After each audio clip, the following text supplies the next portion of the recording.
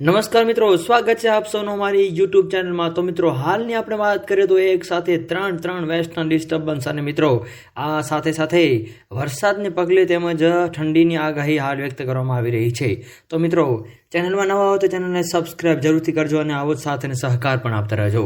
તો મિત્રો, હાલની આપણે વાત કરીએ તો ગુજરાત વેસ્ટર્ન ડિસ્ટર્બન્સની અસરના ભાગરૂપે હાલ વેસ્ટર્ન ડિસ્ટર્બન્સ અપડેટ જોવા મળી રહી છે, જેની અંદર મિત્રો આપણે વાત કરીએ તો વેસ્ટર્ન ડિસ્ટર્બન્સની અસરના ભાગરૂપે પશ્ચિમી વિક્ષોભના અસરના ભાગરૂપે અલગ અલગ વિસ્તારોની અંદર કમોસમી વરસાદ તેમજ વાદળછાયું વાતાવરણ જોવા મળે એવું હાલ અનુમાન લગાવવામાં પણ આવી રહ્યું છે। આ સાથે આગામી 13, 14, 15, 16 અને 17 ફેબ્રુઆરી આસપાસ પણ તાપમાનમાં ઓછા અંશે વધારો ઘટાડો જોવા મળી શકે છે, જેની અંદર મિત્રો બીજી બાજુ વાત કરીએ તો પંજાબ, હરિયાણા, રાજસ્થાન, દિલ્હી વગેરે વિસ્તારોની અંદર કમોસમી વરસાદ જોવા મળે એવું હાલ અનુમાન લગાવવામાં પણ આવી રહ્યું છે।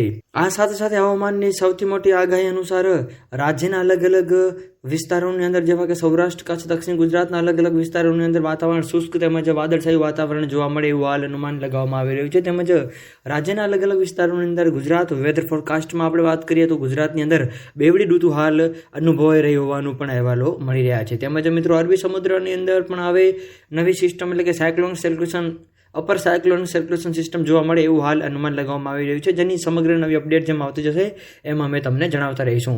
આ સાથે મિત્રો ટ્રોપિક્સિયલ વેસ્ટર્નિયલ એક ટ્રફ જોવા પણ મળી રહ્યું છે, જે મિત્રો આગળ વધી રહ્યું છે, તેમજ પશ્ચિમી વિક્ષોભ જે છે ગુજરાત પર કેટલી અસર કરશે તેના વિશે પણ જેમ સંપૂર્ણ નવી અપડેટ આવતી જશે એમાં અમે તમને જણાવતા રહીશું। તો મિત્રો, ત્યાં સુધી જોડાયા જો ચેનલ સાથે, ચેનલને સબસ્ક્રાઇબ ન કરી હોય તો સબસ્ક્રાઇબ કરી લેજો અને મિત્રો આવો જ સાથ અને સહકાર આપતા રહેજો। તો મિત્રો, આપ સૌનો ખૂબ આભાર।